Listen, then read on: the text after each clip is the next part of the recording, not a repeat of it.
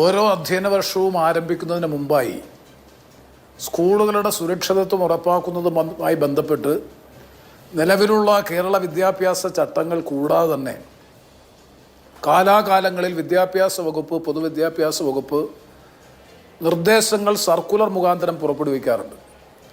ഇപ്പോൾ എൻ്റെ കൈവശമുള്ള 2021 ഒരു സർക്കുലറാണ്.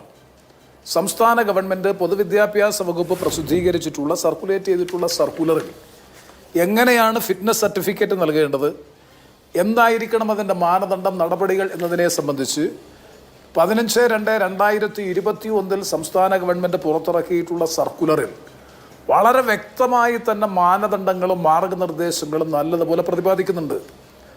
അതനുസരിച്ചാണെന്നുണ്ടെങ്കിൽ ഫിറ്റ്നസ് സർട്ടിഫിക്കറ്റ് നൽകേണ്ടത് തദ്ദേശ സ്വയംഭരണ വകുപ്പിൻ്റെ കീഴിലുള്ള എഞ്ചിനീയറിംഗ് വിഭാഗമാണ്. അപ്പോൾ ആ ഫിറ്റ്നസ് സർട്ടിഫിക്കറ്റ് നൽകുന്നതിന് വേണ്ടി സംസ്ഥാനത്തെ ഒരു മരാമത്ത് വകുപ്പിനെ ചുമതലപ്പെടുത്തുകയാണ്. അങ്ങനെ ചുമതലപ്പെടുത്തുന്നതിൻ്റെ ഭാഗമായിട്ടാണ് ആദ്യത്തെ ഫിറ്റ്നസ് സർട്ടിഫിക്കറ്റ് AXC കൊടുക്കണം. തുടർന്നുള്ള ഫിറ്റ്നസ് സർട്ടിഫിക്കറ്റുകളിൽ ബന്ധപ്പെട്ട LSDയുടെ AEക്ക് കൊടുക്കാമെന്നുള്ളതാണ് വ്യവസ്ഥ. അത് കൊടുക്കുമ്പോൾ പരിപാലിക്കേണ്ട കാര്യങ്ങളെ സംബന്ധിച്ചും കൃത്യമായി പറഞ്ഞിട്ടുണ്ട്. അതിനോടനുബന്ധിച്ച് തന്നെ അത് ഏറ്റവും ഒടുവിലത്തെ ക്ലോസിൽ പറഞ്ഞിട്ടുണ്ട്, ഫിറ്റ്നസ് സർട്ടിഫിക്കറ്റ് ലഭ്യമായിട്ടുള്ള കെട്ടിടങ്ങളിൽ ഏതെങ്കിലും തരത്തിലുള്ള ഓൾട്ടറേഷൻസോ സ്ട്രക്ചറൽ ചേഞ്ചോ ഈവൻ റൂഫ് ചേഞ്ചിങ്ങോ ഏതെങ്കിലും തരത്തിൽ കോൺക്രീറ്റോ റൂഫ് ചേഞ്ചിങ്ങോ എന്തെങ്കിലും തരത്തിലുള്ള ഭേദഗതികൾ വരുത്തുകയാണ് എന്നുണ്ടെങ്കിൽ അതിന് AXCയുടെയും AEയുടെയും ബന്ധപ്പെട്ട അധികൃതരുടെ അനുമതി വാങ്ങിയതിന് ശേഷം മാത്രമേ ചെയ്യാവൂ എന്ന് വ്യക്തമായി വ്യവസ്ഥ ചെയ്തുകൊണ്ടുള്ള നിർദ്ദേശങ്ങളുണ്ട്. നേരത്തെ ഇവിടെ സൂചിപ്പിച്ചതുപോലെ ഇത്തരത്തിലുള്ള നിർദ്ദേശങ്ങളുടെ പ്രസക്തി എന്താണ്? ഈ നിർദ്ദേശങ്ങളും ചട്ടങ്ങളും വ്യവസ്ഥകളും നിലനിൽക്കുമ്പോഴാണ് ഏകപക്ഷീയമായി മാനേജ്മെൻറ്റുകൾ ഇത് ലംഘിച്ചുകൊണ്ടുള്ള നടപടിയുമായി മുന്നോട്ട് പോകുന്നത്. അവിടെയാണ് നേരത്തെ PTA പ്രസിഡന്റ് സൂചിപ്പിച്ചതുപോലെ 8 വർഷങ്ങൾക്ക് മുമ്പ് നിലവിലുള്ള പ്രധാന കെട്ടിടത്തോട് ചേർന്ന് ഒരു ഓൾട്ടറേഷൻ വരുത്തി, ഒരു ടെമ്പററി എന്ന് പറയാൻ കഴിയില്ല, നല്ല പെർമനന്റ് സ്ട്രക്ചറിന് സമാനമായ നിലയിലാണ് ആസ്പെക്ട്സോ ഷീറ്റ് ഇട്ടിരിക്കുന്നു എന്ന് മാത്രമേ ഉള്ളൂ. അപ്പോൾ അങ്ങനെ ചെയ്തിരിക്കുമ്പോൾ സ്വാഭാവികമായിട്ടും അത്തരത്തിലൊരു സ്ട്രക്ചറൽ ഓൾട്ടറേഷൻ വരുത്തുമ്പോൾ അതിന് മുമ്പേ സ്വീകരിക്കേണ്ടുന്ന നടപടികൾ മാനേജ്മെൻറ്റ് സ്വീകരിച്ചോ? ബന്ധപ്പെട്ട AEയുടെയും AXCയുടെയും അനുമതി വാങ്ങിയോ? അതുപോലെ തന്നെ ഈ പറയുന്ന ലൈൻ, ഇലക്ട്രിസിറ്റിയുടെ ലൈൻ, ലോ ടെൻഷൻ 3 ലൈൻ കടന്നു പോകുന്നതിന് തൊട്ട് താഴെ ഈ ഉയരത്തിൽ ഒരു കെട്ടിടം നിർമ്മിക്കണമെന്നുണ്ടെങ്കിൽ തീർച്ചയായിട്ടും കേരള സ്റ്റേറ്റ് ഇലക്ട്രിസിറ്റി ബോർഡിൻ്റെ അനുമതി ആവശ്യമാണ്.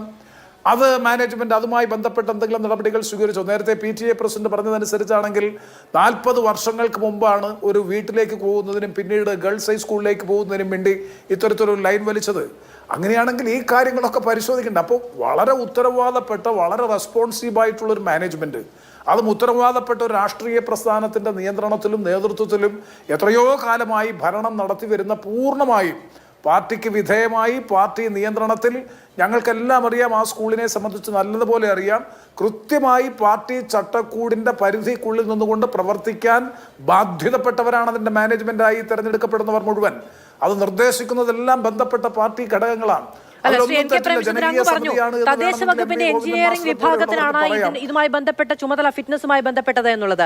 അത് തദ്ദേശ വകുപ്പിന്റേതാണോ അതോ അവിടെ UDF ഭരിക്കുന്ന തദ്ദേശ സ്ഥാപനത്തിന്റേതാണോ? അങ്ങനെ ഒരു ആരോപണം കൂടി അഡ്വക്കേറ്റ് KS അരുൺകുമാർ ഉന്നയിച്ചത് അങ്ങ് കേട്ടിട്ടുണ്ടാവും. അല്ല, ഞാൻ മനസ്സിലാക്കുന്നത് ശരിയെങ്കിൽ തദ്ദേശ സ്വയംഭരണ വകുപ്പിന്റെ ഉദ്യോഗസ്ഥന്മാർക്കാണ്. ആരായി തദ്ദേശ സ്വയംഭരണ വകുപ്പ് ഭരിക്കുന്നത്?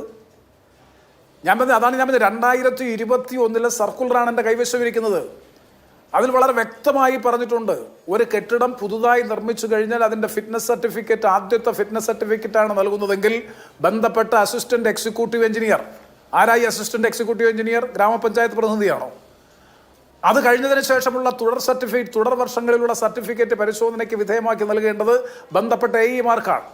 ശരിയാണ്, വേണമെങ്കിൽ ശ്രീ അരുൺകുമാറിനെ വ്യാഖ്യാനിക്കാം. AE ഇപ്പോൾ അറ്റാച്ച് ചെയ്തിട്ടുള്ളത് ഗ്രാമപഞ്ചായത്തുമായി ബന്ധപ്പെട്ടാണ്, AXCമാർ ബ്ലോക്ക് പഞ്ചായത്തുമായി ബന്ധപ്പെട്ടാണ്, EEമാർ ജില്ലാ പഞ്ചായത്തുമായി ബന്ധപ്പെട്ടതാണ്.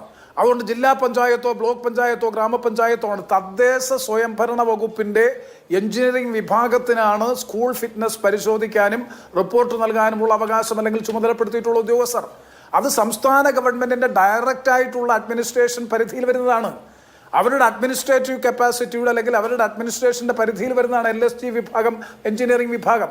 അതുകൊണ്ട് പഞ്ചായത്തിന് ഏതെങ്കിലും വീഴ്ചയുണ്ടെങ്കിൽ പരിശോധിക്കേണ്ട എന്നില്ല. പഞ്ചായത്തിന് തീർച്ചയായിട്ടും പഞ്ചായത്തിൻ്റെ പരിധിയിൽ പ്രവർത്തിക്കുന്ന സ്കൂളുകളുടെ മേൽനോട്ടവും അതിൻ്റെ പരിശോധനയും ഒക്കെ നടത്താം. ആ കാര്യത്തിലൊന്നും ഒരു തർക്കവുമില്ല.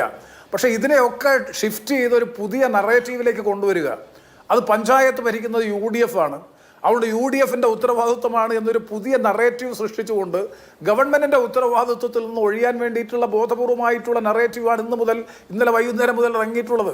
ഞാൻ പറഞ്ഞു വന്നത്, ഇതിൽ മാനേജ്മെന്റിന്റെ റെസ്പോൺസിബിലിറ്റി ആര് ഫിക്സ് ചെയ്യും?